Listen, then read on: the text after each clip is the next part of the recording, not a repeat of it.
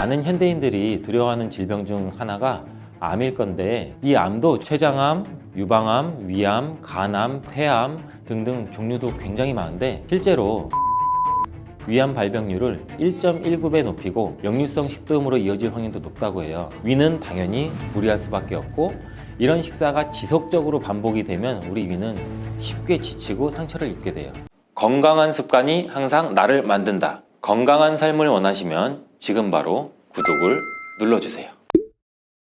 전 세계 위암 발병률 1위, 전 세계 대장암 발병률 1위 대한민국. 듣기만 해도 내 건강에는 이상이 없는지, 어떻게 하면 예방할 수 있는지 걱정스러운 생각이 꼬리에 꼬리를 물기 시작하는데요. 현대인들이 가장 두려워하는 질병은 과연 무엇일까요?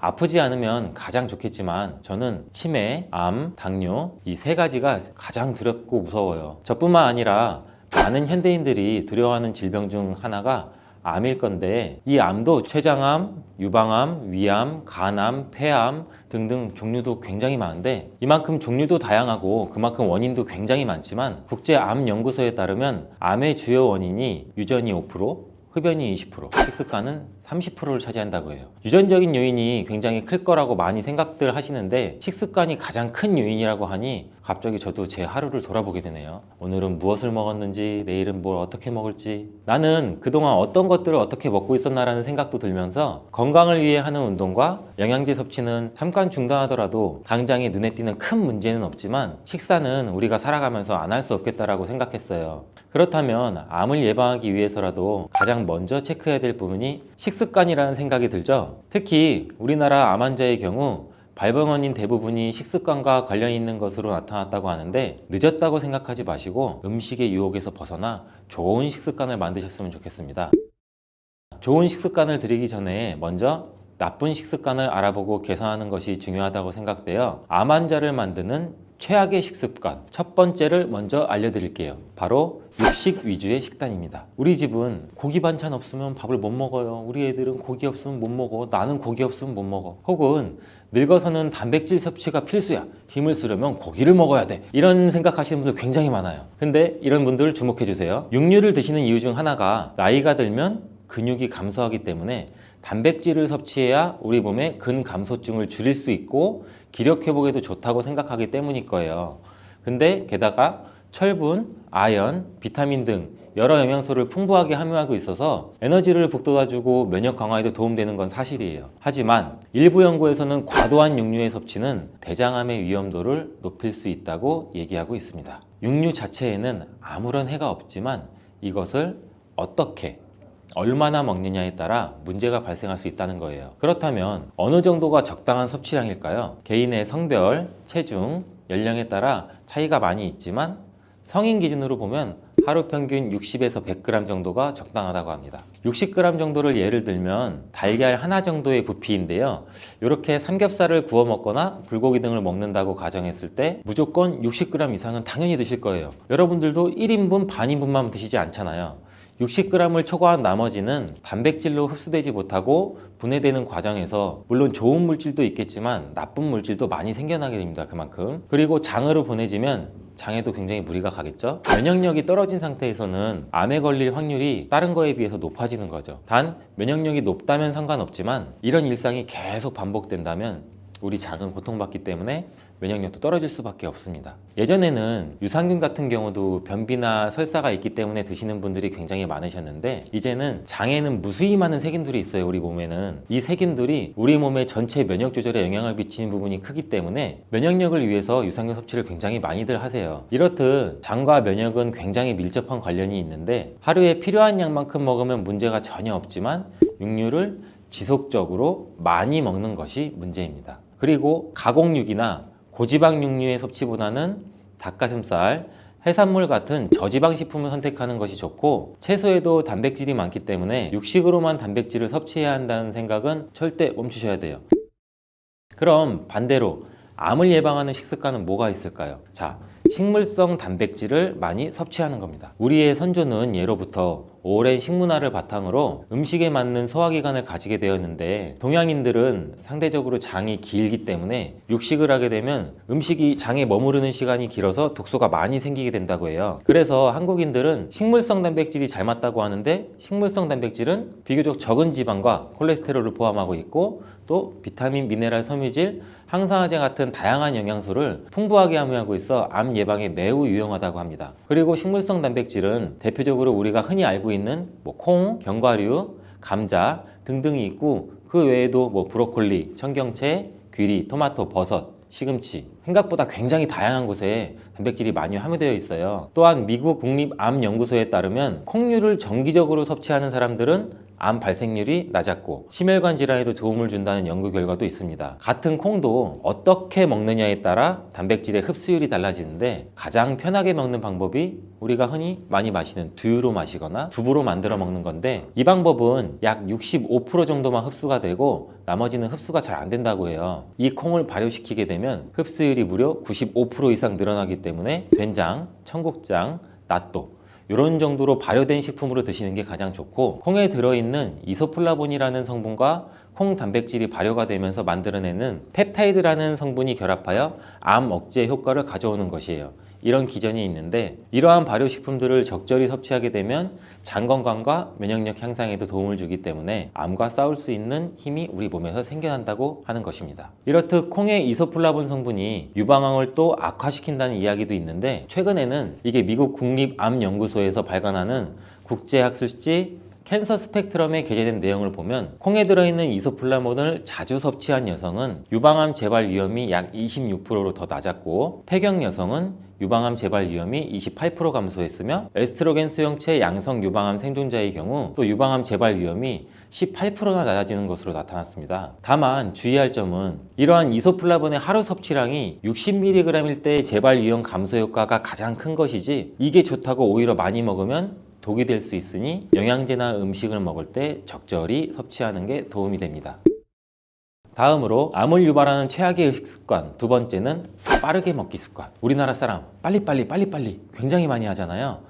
빨리빨리 민족답게 사람 절반 이상이 10분 내에 식사를 마치고 15분 이상 천천히 먹는 사람은 단 10%밖에 불과하다고 합니다. 음식을 빨리 먹는 것만으로 위암이 걸린다고 얘기할 수는 없지만, 위나 식도질환의 가장 큰 원인이 빨리 먹는 습관이기 때문에 이 이유를 절대 배제시킬 수는 없습니다. 실제로 빠른 식사는 위암 발병률을 1.19배 높이고 역류성 식도염으로 이어질 확률도 높다고 해요. 그리고 국이나 물에 말아서 드시는 분들 굉장히 많으시죠. 저 같은 경우도 미역국 말아 먹고 사골 좋아하고 국에 말아 먹는 걸 굉장히 좋아하는데, 이렇게 말아 먹게 되면 제대로 씹지도 못한 상태에서 음식물이 위로 넘어가고, 위에서 소화를 시킬 때 침에서 나오는 아밀라제로 1차 효소로 분해를 시키지 못하기 때문에 소화를 시킬 때 부담이 늘어나게 돼요. 평소보다 많은 위산을 더 분비해야 된단 말이에요. 위는 당연히 무리할 수밖에 없고, 이런 식사가 지속적으로 반복이 되면 우리 위는 쉽게 지치고 상처를 입게 돼요. 위에 부담을 덜어주기 위해서라도 꼭꼭 씹어서 음식물 덩어리를 최대한 작게 만들고 국과 밥을 따로 먹어 음식이 빠르게 넘어가지 않게 식사를 하시는 게 중요합니다. 그럼 암을 예방하는 식습관 두 번째는 당연히 뭐가 되겠죠? 천천히 꼭꼭 씹어 먹는 습관이 되겠죠. 저는 그래서 어릴 때부터 부모님께 천천히 먹는 습관을 들여서 반대로 빨리 먹는 게 오히려 조금 힘들었어요. 그래서 남성분들은 알겠지만 군대를 가게 되면 굉장히 빨리 먹으라고 시키거든요. 저는 그때 조금 애로사항이 있었지만 그래도 노력해서 빨리 먹기는 했죠. 이렇게 천천히 먹는 게 자리 잡으신 분들은 천천히 드시는 게 쉬운데, 이렇게 빠르게 먹는 습관이 이미 자리 잡고 계시는 분들은 천천히 드시는 게 굉장히 쉬운 일이 아닐 거예요. 면역력이 좋고 젊은 날에는 모르고 지냈지만 나이가 들면 들수록 음식만 먹으면 속도 더부룩해지고 체기도 나고 괜히 어지럽고 소화도 안 되는 것 같고, 이게 씹는 횟수와도 연관이 있는데, 음식물은 제가 아까 말씀드렸듯이 침과 충분히 섞여야 살균도 되고 1차로 분해가 됩니다. 또한 부패 가능성도 낮아지고, 그러기 위해서는 음식물이 입안에 머무는 시간이 길어야 되고 침샘이 분비될 수 있도록 저작 운동, 즉 우리가 많이 씹는 운동, 이 저작 운동을 굉장히 많이 해야 돼요. 천천히 오래 많이 씹는다면 침에서 나오는 이 아밀라제와 같은 소화 효소가 잘 결합이 되고 음식물이랑 위장에 있는 소화 효소와도 잘 결합이 쉽게 되기 때문에 우리 위장에 부담을 덜어주게 됩니다.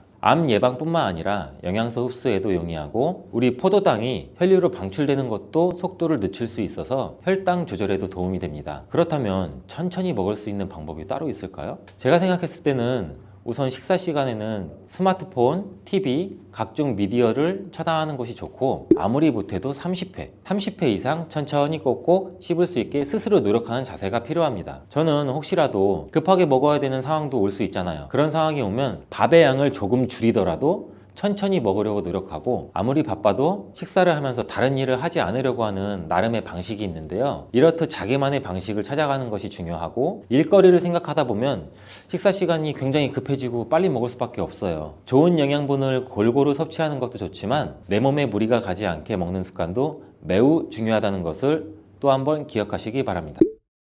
혹시 여러분은 일주일에 야식을 몇 번 정도 드시나요?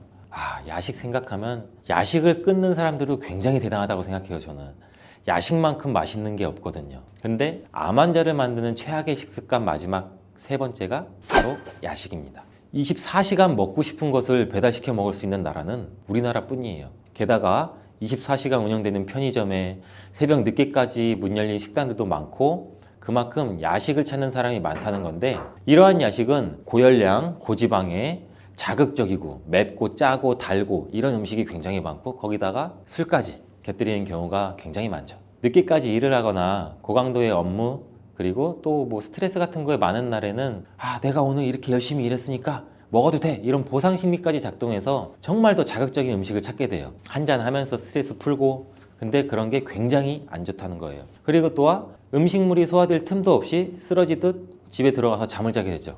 술 많이 먹었으니 피곤하고. 이에 대해서 또 연구들이나 논문들 같은 경우도 굉장히 많은데 바르셀로나 세계보건연구소에서는 남성과 여성 1,300명 대상으로 연구를 진행했어요. 분석 결과 저녁 9시 이후에 음식을 먹고 2시간이 지나기 전에 잠들었을 경우 그렇지 않은 사람들에 비해서 암에 걸릴 확률이 무려 25%나 높다고 얘기했습니다. 우리는 자고 있지만 밤늦게 음식을 먹은 내장기관은 일을 해야 돼요. 왜? 일거리를 줬으니까. 내장기관은 잠들지 못하고 계속 스트레스를 받으면서 주물러야 되고 효소 분비해야 되고 굉장히 스트레스 받고 우리 내장기관이 탈이 나죠. 결국엔 역류성 식도염, 소화불량, 비만 이렇게 심혈관계 질환에도 좋지 않으니 야식은 정말로 반드시 끊어내야 되는 습관 중에 하나입니다. 그렇다고 아예 끊을 수는 없겠죠. 그래도 너무 잦은 야식은 하지 마시고 어느 정도 적당히 하시면 좋을 것 같습니다. 만약에 회식같이 정말 어쩔 수 없는 상황이 생긴다면 고기를 먹더라도 식이섬유가 많은 채소 위주를 같이 곁들여 드시려 노력해 보시고 바로 잠들기보다는 집에 들어가기 전에 짧게라도 걷거나 서서 소화를 시키고 동네 한 바퀴 천천히 돌면서 주무시는 것을 추천드립니다. 그렇다면 무엇을 어떻게 먹으면 암 예방에 도움이 될까요? 여기서 이런 생각이 들 수 있을 텐데 빨주노초파남보 무지개를 생각하세요. 식탁 위를 무지개색으로 물들이는 거예요. 어느 정도 감이 오시죠? 빨주노초파남보. 매 끼니마다 다양한 과일과 채소를 곁들여서 채소, 과일마다 각각의 색깔이 있죠. 파프리카도 빨간색도 있고 노란색도 있고 당근도 있고 오이도 있고 미국 암협회에서는 하루에 5가지 색깔의 채소나 과일을 섭취하면 암에 걸리지 않는다며 파이버 데이라는 공식 구호도 있다고 해요. 이렇게 과일과 채소가 가진 천연색소가 몸속에 있는 나쁜 활성산소를 제거하고 각종 질병을 예방한다는 연구 결과도 굉장히 많이 있어요. 빨간색은 암세포 성장을 억제하고 면역 기능을 향상시켜주면서 초록색은 대장암이나 전립선암, 유방암 같은 호르몬 관련된 암 위험도를 낮춰주며 노란색은 항암 효과, 유방암에 도움이 된다고 합니다. 이 외에도 보라색은 암 성장 억제 효과, 흰색은 위암, 간암, 유방암, 대장암 예방과 강한 항균 작용을 한다고 해요. 그리고 잎이나 줄기, 뿌리도 골고루 드시는 게 좋고 이왕이면 제철 과일, 제철 채소, 제철 식물 이렇게 제철에 나오는 것을 활용하면 굉장히 좋습니다. 아무리 좋은 식당이라고 하더라도 많이 드시면 우리 몸은 부담을 느낄 수밖에 없는데 당연히 과식은 금물입니다.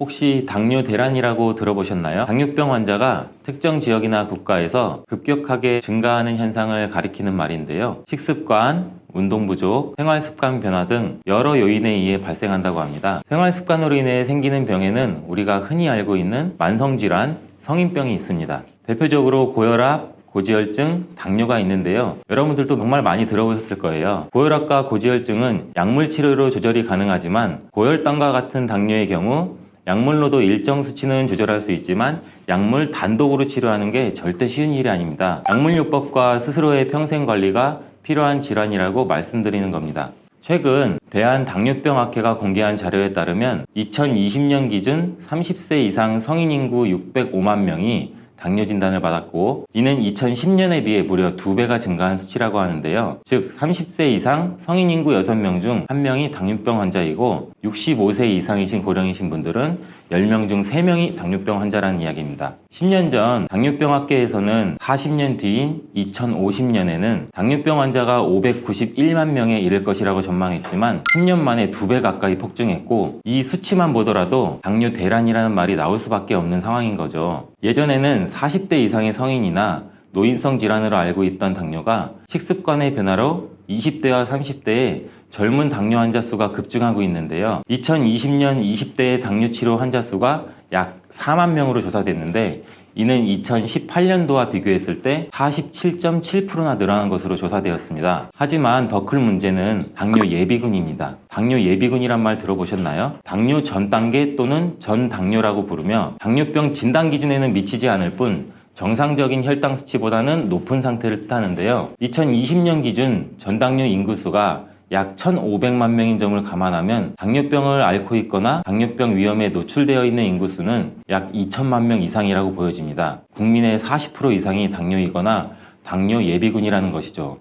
와, 정말 심각한 수치가 아닐 수가 없어요. 그럼 간단히 당뇨 수치에 대해서 알아보면, 건강한 신체의 경우 우리가 공복 혈당은 100 아래를 유지해야 되고, 식후 1시간 후 혈당은 170 이하, 식후 2시간 후 혈당은 140 이하를 유지하지만 전당뇨 단계에서는 공복 혈당이 100 이상으로 올라가고 식후 2시간 혈당 또한 140에서 200 사이 정도가 됩니다. 그러나 당뇨 수치가 200이 넘어가는 상태가 어느 정도 지속이 되면 병원에서 더 자세한 혈액 검사를 통해 당화혈 색소 측정 같은 당뇨 검사를 받아보시는 게 좋습니다. 앞서 설명드린 것처럼 당뇨 전 단계, 즉 예비군이란 상태는 당뇨병 진단만 받지 않았을 뿐 당뇨 시작 단계라고 보셔야 됩니다. 우리가 이렇게 당뇨로 가지 않기 위해서는 생활 습관을 적극적으로 개선해야 되는데, 일상생활 속에서 손쉽게 혈당 관리와 당뇨를 예방할 수 있는 방법들이 많이 있습니다. 이러한 방법을 설명하기에 앞서 많은 분들이 잘못 알고 계시는 상식 2가지를 짚고 넘어가려고 하는데요. 당뇨병 관리법으로 식사량만 줄이면 혈당이 확 낮아진다고 알고 계시는 분들이 정말 많아요. 하지만 무조건 그런 것은 아닌데, 비만 당뇨가 아닌 마른 당뇨의 경우 반대로 체중을 찌워야 되기 때문에 식사량을 제한하는 것이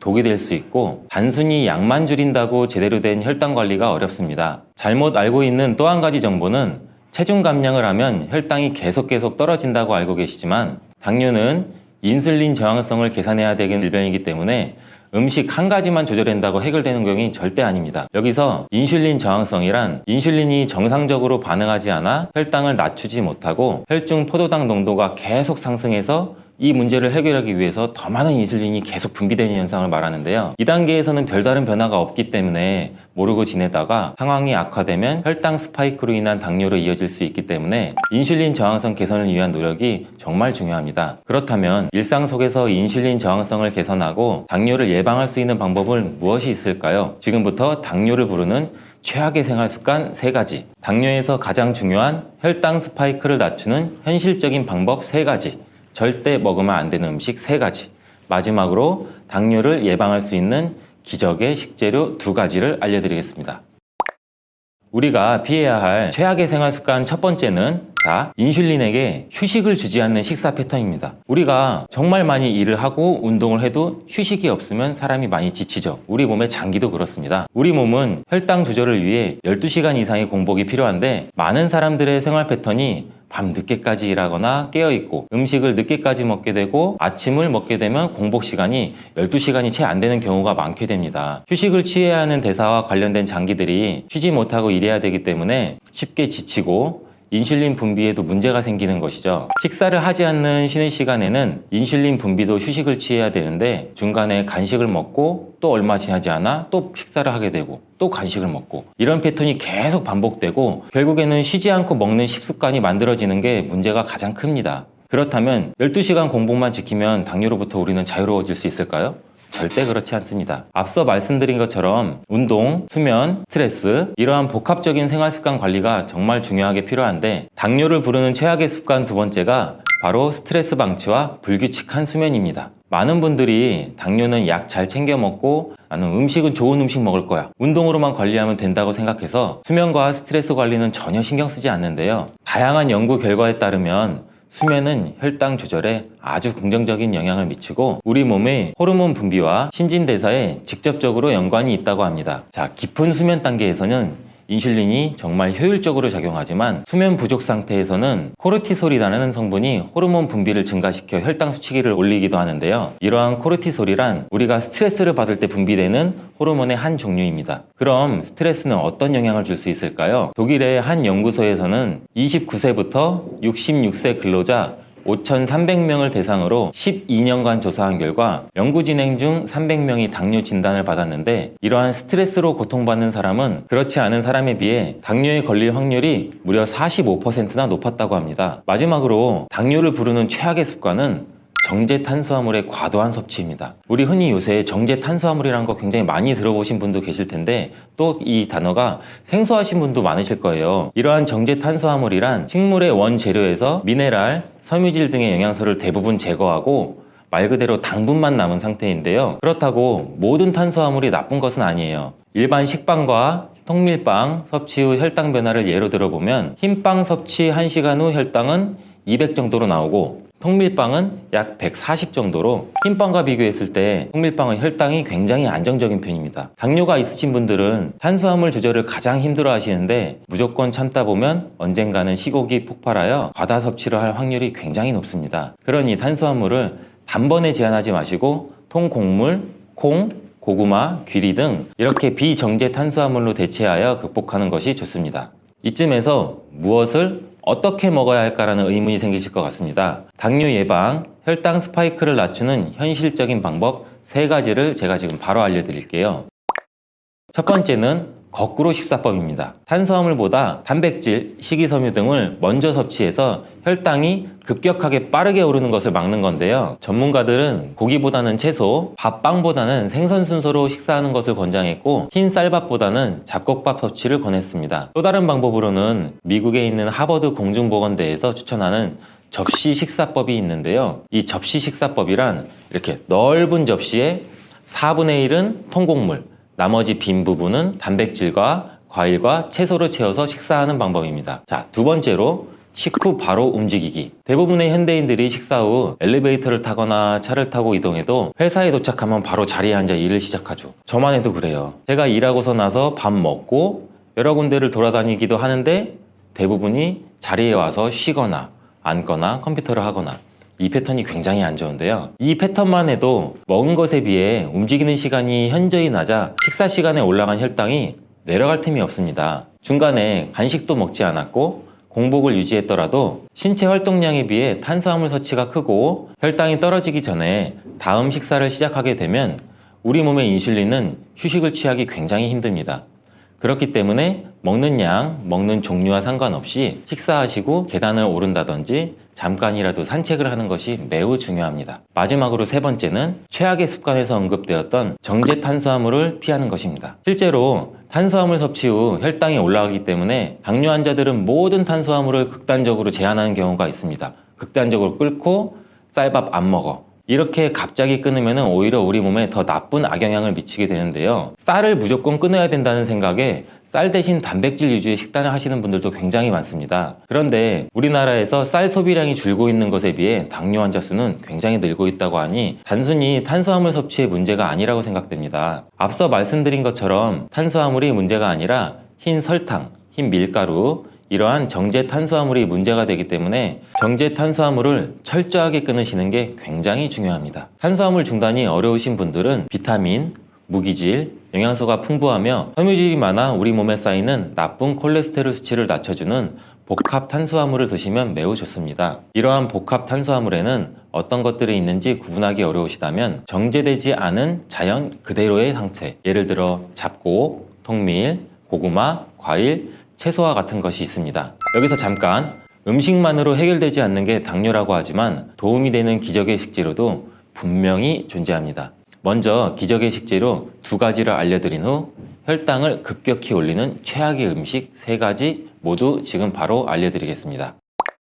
기적의 식재료 첫 번째는 바로 삶은 달걀입니다. 삶은 달걀은 기름이나 각종 소스가 들어가지 않은 이러한 자연 그대로의 상태이기 때문에 양질의 단백질을 섭취할 수가 있는 아주 좋은 요리인데요. 우리가 탄수화물을 먹을 때 단백질을 함께 곁들이게 되면 혈당 상승 속도를 완만하게 만들어줘서 혈당이 급격히 높아지는 것을 잡아줍니다. 또한 이렇게 당뇨를 예방하게 되는 기적의 식재료 두 번째는 당근인데요. 다른 채소에 비해 당 함량이 높은 편이지만 이러한 당근에는 식이섬유, 미네랄, 비타민이 풍부하기 때문에 당뇨 환자에게 아주 좋은 음식입니다. 기름에 열을 가해 볶아 드시거나 시간이 부족할 경우 생으로 드시는 것도 좋지만 간편하게 주스로도 드셔보세요. 대부분의 과일은 주스로 만들게 되면 당흡수가 올라가 보내드리지 않지만 당근의 경우 주스로 만들어 먹더라도 당이 많이 올라가지 않기 때문에 전혀 걱정하지 않으셔도 됩니다. 반대로 이렇게 혈당을 급격히 올리는 최악을 한번 알아볼까요?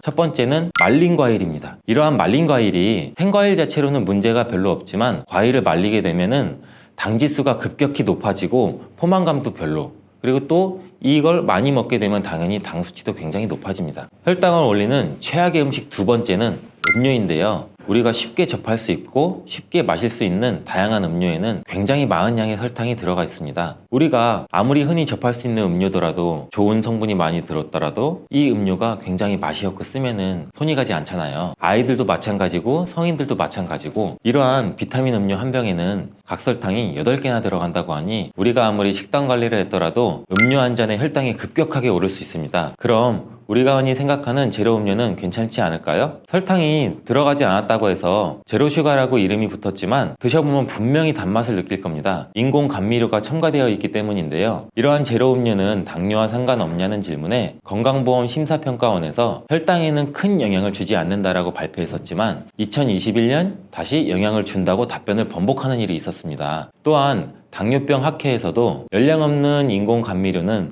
혈당 개선 효과를 보여주지 못했다고 발표했습니다. 마지막 세 번째는 어떤 것이 있을까요? 바로 우리가 굉장히 많이 먹고 저도 좋아하는 달달한 믹스커피인데요. 설탕이 안 좋다고 하는 이유 중 하나가 정제된 탄수화물이고 혈당을 급격히 올리기 때문인데 이러한 믹스커피에는 설탕이 약 1.5스푼 정도 들어가 있습니다. 육안으로 봤을 때는 굉장히 적은 양이지만 하루에 믹스커피 여러 잔을 마시거나 꾸준히 마셨을 때는 혈당에 영향을 끼칠 수가 있기 때문에 카페인 섭취를 위함이라면 아무것도 첨가되지 않은 아메리카노를 추천드립니다.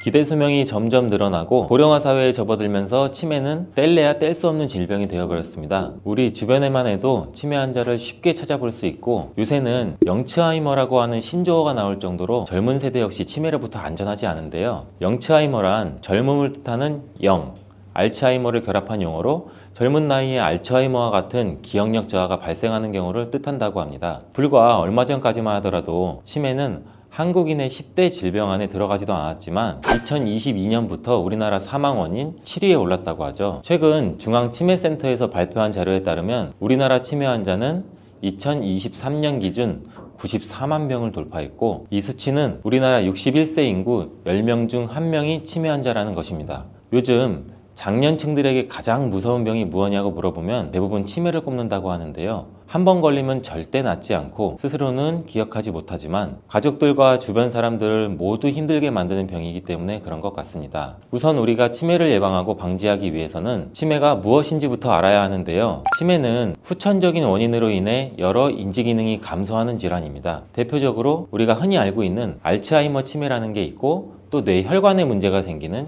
혈관성 치매, 성격, 행동, 언어에 영향을 미치는 전두측엽 치매, 여러 형태의 치매가 동시에 나타나는 혼합형 치매 등 여러 가지가 있습니다. 더 이상 남의 얘기가 아닌 치매를 피해갈 수만 있다면 얼마나 좋을까요? 현실적으로 완전히 치매를 예방하는 것은 어렵지만 위험을 줄일 수 있는 방법들은 많이 있습니다. 치매의 원인을 먼저 알아보고 예방할 수 있는 음식들과 운동법까지 한 번에 알려드릴게요. 치매 원인 첫 번째, 음식 섭취 시 대충 씹고 삼키는 습관입니다. 상황 때문에 어쩔 수 없이 빨리 먹어야 하는 경우도 있지만 평소 식사 시간에 몇 번 씹지 않고 빠르게 드시는 분들 굉장히 많으실 거예요. 주변을 돌아보면. 요즘 대부분의 현대인들이 식사를 즐기기보다는 빨리 먹는 습관이 많이 잡혀 있는데요. 이것이 치매의 원인이라고 하니 굉장히 많이 놀라셨을 겁니다. 먹는 음식만큼이나 먹는 방법도 참 중요하다고 보이는데 이렇게 음식을 천천히 오래 씹어 먹는 것이 소화에도 좋고 건강에도 좋다는 것은 다들 알고 계시죠? 천천히 먹는 습관은 과식을 예방해 줄 뿐더러 음식을 잘게 부수는 과정에서 다량의 침이 분비되기 때문에 우리 소화에도 큰 도움이 됩니다. 그럼 치매와는 어떤 관련이 있을까요? 음식을 씹을 때 우리가 이 턱을 사용하게 되는데 턱이 이렇게 움직이게 되면 뇌로 가는 혈류가 굉장히 많이 늘어나게 됩니다. 이때 뇌에는 굉장히 많은 산소가 공급되기 때문에 기억력과 집중력이 향상돼서 치매 예방에 도움이 되는 거죠. 일본 기수대 연구팀에서는 음식을 대충 씹는 습관은 뇌의 혈액순환을 더디게 만들어 혈관성 치매 발병률 위험을 높인다는 연구 결과도 발표하기도 했습니다. 음식을 섭취할 때는 최소 32회 이상 씹는 것이 좋다고 하니 유의하셔서 건강도 챙기고 치매 예방도 하시면 좋겠습니다. 자, 두 번째 치매 원인, 입속 세균. 치매 종류 중 혈관성 치매의 원인은 죽상경화증인 경우가 많습니다. 죽상경화증은 혈관 질환 중의 하나로 치주병원균의 영향을 굉장히 많이 받는다고 하는데요. 즉 치주 질환이 있는 분들이 혈관성 치매의 발병률이 높다는 거죠. 우리가 치주 질환이 있는 환자들은 음식을 씹을 수 있는 기능이 정상인에 비해서 조금 떨어지기 때문에 뇌로 가는 혈류량이 감소할 수밖에 없고 뇌의 대사 활동도 떨어지기 때문에 인지기능 저하에 영향을 미치게 됩니다. 실제로 알츠하이머병 환자의 뇌에서 정상인의 뇌보다 치주염 관련 세균이 더 많이 발견되기도 하였고 건강과 치매 예방을 위해서라도 우리 입속 관리와 잇몸 관리가 굉장히 중요합니다. 평소에 아주 쉽게 관리할 수 있는 방법은 우리가 치약이 없더라도 물로 입안을 헹구듯이 자주 가글을 해주시고 물론 식염수를 가글을 해주는 것도 굉장히 좋습니다. 또 목마를 때마다 물을 마시는 것보다는 1시간 간격으로 조금씩 수시로 자주 수분을 섭취해 주시면 굉장히 좋습니다. 혹시 한국인 치매 원인 1위가 무엇인지 아시나요? 지금 바로 알려드릴 세 번째 항목이 바로 답인데요. 우리 신체 활동 부족입니다. 운동은 치매 위험률을 최대 80%까지 낮춰준다고 하고 예전에는 신체로 하는 일이 굉장히 많았고 대중교통도 발달되지 않았기 때문에 걷고 활동하고 몸을 움직이는 일도 굉장히 많았습니다. 하지만 지금은 우리가 편하게 차로 이동하는 일도 많고 지하철, 버스 대부분 앉아서 하는 직업도 많다 보니 스스로 우리가 시간을 내서 일부러 운동하지 않는 이상은 신체를 움직일 일이 거의 없습니다. 치매를 떠나서 적당한 신체 활동 없이는 우리 몸에 근육을 생성할 수 없고 건강한 몸을 유지하기 굉장히 어렵습니다. 운동을 너무 거창하게 생각하지 마시고 오늘부터라도 식사 후 엘리베이터 대신 계단을 오르거나 짧게라도 주변 산책을 즐겨보시는 게 어떨까요? 자, 마지막 네 번째, 수면 부족에 대해 이야기하고 치매에 좋은 음식 5가지도 함께 알려드리겠습니다. 이것저것 생각이 꼬리에 꼬리를 물고 근심 걱정이 많은 날은 유독 잠들기도 힘든데요. 저뿐만 아니라 주변 얘기들 들어보면 저녁에 잠이 오지 않아 TV나 유튜브를 틀어놓고 겨우 잠이 들거나 깊게 잠들지 못해 우리가 수면장애로 힘들어 분들이 굉장히 많더라고요. 잠을 자려고 누웠지만 눈이 말똥말똥해지고 핸드폰만 잠시 만지다가 자야지 하다 보면 벌써 새벽이 되고 이런 경험 다들 있으실 거예요. 숙면을 취하지 못한 상태에서 생활하게 되면 우리 몸은 피로가 누적되고 그로 인해 주의력은 떨어지고 기억력도 저하되고 인지기능 장애가 발생할 수 있기 때문에 수면 관리는 필수 중에 필수라고 보시면 됩니다. 단순히 피곤해서 몸만 힘들어지는 게 아니라 이 뇌와 심장에 과부하가 걸려 치매 위험도 굉장히 높일 수 있고 수면 관리도 절대 소홀히 하시면 안 됩니다. 이런 수면 전문가인 매슈워크 박사는 만성 수면 부족을 서서히 진행되는 안락사라고 표현할 정도로 수면의 양과 질이 우리 일상에서 얼마나 중요한지 알려주고 있는데요. 걱정이 많으시다면 자신만의 방법으로 자기 전에 노트에 한번 적어본 후 잊어버리시고 아니면 핸드폰은 되도록 보지 않는 것이 수면 건강에 정말 많은 도움이 될 것 같습니다. 우리가 모든 질병이 그러하듯 하나만 바꾼다고 좋아지는 것이 아니라 전반적인 생활 습관을 개선해야 되는데요. 치매에 좋은 음식은 어떤 것들이 있는지 한번 알려드릴게요. 첫 번째로는 다크 초콜릿. 건강을 생각한다면 초콜릿이 들어간 음식은 우리는 자연스럽게 피하게 됩니다. 우리가 마트나 편의점 쉽게 접할 수 있는 초콜릿은 카카오 함량이 굉장히 낮고 첨가물과 당류가 굉장히 많이 들어가 있지만 다크 초콜릿은 카카오 함량이 높아 건강상에 이로운 점이 많습니다. 카카오 함량이 높은 것을 드시는 게 여기서 키 포인트 핵심인데 항산화 성분과 플라보노이드 성분이 풍부하여 뇌에 있는 혈류를 개선시켜주고 또 뇌 기능을 향상시키는 데 도움을 주며 일부 연구 결과에서는 이러한 다크 초콜릿이 기억력과 인지 기능을 개선하는데 굉장히 긍정적인 영향을 미친다고 보고된 적도 있습니다. 초콜릿을 구입하실 때는 카카오 함량을 꼭 확인하셔서 함량이 높은 것을 구입하셔야 건강에 도움을 받을 수 있고 기타 첨가물량이 적어진다고 보시면 됩니다. 카카오 함량이 높아질수록 단맛보다는 약간 쌉싸름한 맛이 더 강해서 자연스럽게 과다 섭취도 방지할 수 있습니다. 그리고 두 번째, 마시는 차. 우리 모닝커피 드시는 분들 정말 많으시죠? 커피가 절대 나쁘다는 것은 아니지만 치매 예방을 위해서는 녹차를 생활화 해보시는 건 어떠세요? 녹차에는 카테킨과 플라보노이드라는 항산화 성분이 들어있어 혈액순환을 돕고 세포에 있는 노화도 막아줍니다. 한 연구 결과에서 이러한 플라보노이드가 풍부한 음식을 추가로 섭취하였을 때 치매 위험이 28%나 낮아졌고 또 녹차나 홍차를 하루 5잔 마신 경우는 치매 위험이 크게 감소한 것으로 관찰되었는데요. 하지만 너무 과한 섭취는 또 우리 몸에 간에 무리를 줄 수 있기 때문에 하루 1~2잔 정도 드시는 것을 추천드립니다. 그리고 세 번째, 베리류. 저희 어머니께서는 눈 건강에 도움이 된다면 블루베리를 어렸을 때부터 굉장히 많이 저한테 권하기도 하고 섭취를 하셨는데 이러한 블루베리는 눈 건강뿐만 아니라 블루베리에 함유된 안토시아닌, 폴리페놀, 베타카로틴 등 강력한 항산화 성분들이 이러한 인지력 감퇴를 늦추고 신경 전달을 촉진시켜줘 치매 예방에도 도움이 되는 굉장히 고마운 과일이었습니다. 미국 하버드 의대 정신과 전문의 우마나이드 교수는 뇌가 건강하게 노화되는데 가장 좋은 음식으로 블루베리를 꼽았고 중장년층 치매 예방 음식으로는 블루베리가 가장 좋다는 연구 결과도 있습니다. 블루베리 외에도 라즈베리, 딸기, 크랜베리, 아사이베리 이렇게 베리류는 치매에 좋은 영향을 주기 때문에 하루 권장량만 잘 지켜서 매일 꾸준히 드시면 굉장히 좋은 음식입니다. 자, 네 번째, 올리브유. 올리브유는 강력한 항산화 작용을 하는 비타민 E를 함유하고 있어 뇌를 손상시키는 활성산소를 제거하고 뇌졸중이나 알츠하이머병 같은 뇌질환의 위험을 줄이는데 굉장히 효과적인데요. 건강 관련 논문들과 각종 연구에서 반복적으로 소개되어 있고 치매 위험성이 줄어든다는 연구 결과도 있습니다. 또한 치매 예방을 위해 하버드대 테시어 박사는 30년간 성인 남녀를 대상으로 연구를 한 결과 올리브유를 먹은 사람이 먹지 않은 사람에 비해 치매에 걸릴 확률이 28%나 줄어든다고 얘기했습니다. 그리고 이러한 불포화 지방산도 많이 들어있기 때문에 지방이 축적되는 걸 막아주고 이러한 혈관까지 튼튼해지는 효과까지 얻을 수 있으니 정말 잘 챙겨 드셔야겠죠. 다만 엑스트라 버진을 드시는 게 좋고 열을 가해서 사용하기보다는 우리 드레싱, 소스로 활용하는 것을 추천드립니다. 다섯 번째, 녹황색 채소. 건강한 식습관 하면 가장 먼저 떠오르는 것이 채소 섭취입니다. 누구나 흔히 알고 있는 것이 채소를 먹으면 건강해진다고 알고 있는데요. 이 채소도 제철에 맞게 골고루 챙겨 먹어서 나쁠 것은 전혀 없습니다. 그 중에서도 녹색잎을 갖춘 시금치나 브로콜리, 케일, 상추는 이 엽산이라는 영양소가 굉장히 많이 풍부하게 들어있습니다. 이러한 엽산은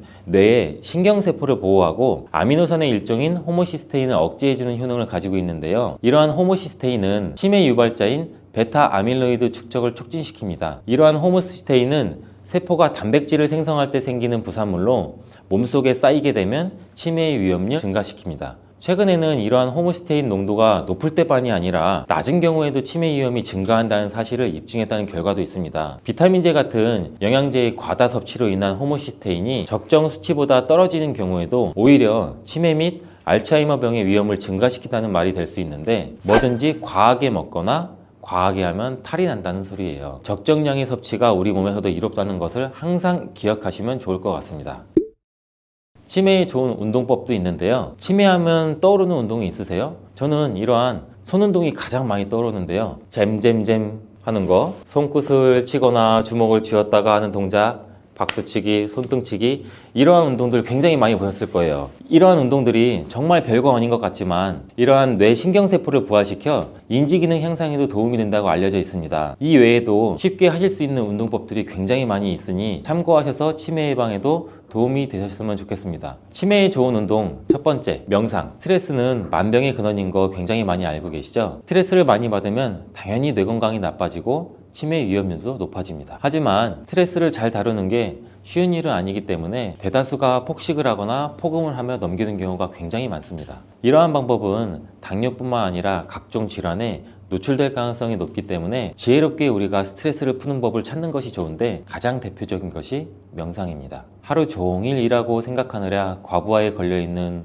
우리의 이런 뇌를 진정시켜주고 바빠서 돌아보지 못했던 나 스스로를 돌아볼 수 있는 아주 좋은 방법이에요. 이러한 명상을 실제로 뇌의 기억력 향상에 기여한다는 것이 밝혀졌고, 치매를 연구하는 학자들이 공통적으로 인정하는 것도 또한 명상입니다. 저도 하루 5분씩 부담 없는 시간대를 정해 자기 전이나 아니면 아침에 일어나서, 정말 시간을 오랫동안 할 필요는 없고 5분 정도만 투자해도 매일 명상을 하는 편인데요. 처음에는 몸이 더 찌뿌둥한 것 같고 스스로 어색하기도 했지만, 정말 이게 꾸준히 하다 보면 호흡을 통해 몸과 머리가 가벼워지는 느낌도 굉장히 많이 받으실 겁니다. 치매에 좋은 운동 두 번째, 유산소 운동. 거창하지 않고 아무런 도구 없이 뛰거나 빠르게 걷는다고 치매가 예방된다고 하니 너무 반가운 소식 아니에요? 중년에 유산소 운동을 꾸준히 하게 되면 치매에 걸릴 확률이 무려 30%나 감소하고, 이런 알츠하이머는 45%나 감소하는 효과가 있다고 합니다. 그럼 나이가 많으면 효과가 없을까요?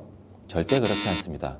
물론 젊었을 때부터 시작하면 좋겠지만 지금부터라도 시작하시면 유산소 운동을 하지 않은 분들과 비교했을 때 치매 발병률에는 분명 차이가 있습니다. 관절에 무리가 가지 않는 선에서 20분에서 30분 정도 가볍게 걷거나 호흡이 가빠지게끔 땀이 조금 날 정도로 뛰는 것도 좋은 방법입니다. 근데 관절이 많이 나쁘신 분들은 물속에서, 즉 수영장 같은 곳에서 관절에 무리가 가지 않게 유산소 하는 방법도 있습니다. 하루 이틀 욕심내서 과하게 운동하시는 것보다는 꾸준히 매일매일 하는 것이 중요하니 절대 무리는 하지 마세요. 치매에 좋은 운동 세 번째, 근력 운동. 근력 운동에 대해서 말씀드리면, 나이가 들수록 40세부터 근육량이 서서히 줄어들게 됩니다. 이러한 근육 감소는 단순한 신체 변화가 아니라 뇌에 영향을 미쳐 우리 인지 기능을 저하시키고 쉽게 피로해지고 신체의 전반적인 이러한 밸런스가 깨지는 거예요. 근육량이 적을수록 알츠하이머 병을 일으키는 베타 아밀로이드라는 단백질이 우리 뇌에 더 많이 축적된다는 연구 결과도 있습니다. 그런데 이렇게 근력 운동을 하면 고강도의 운동, 힘든 운동이라고 생각하셔서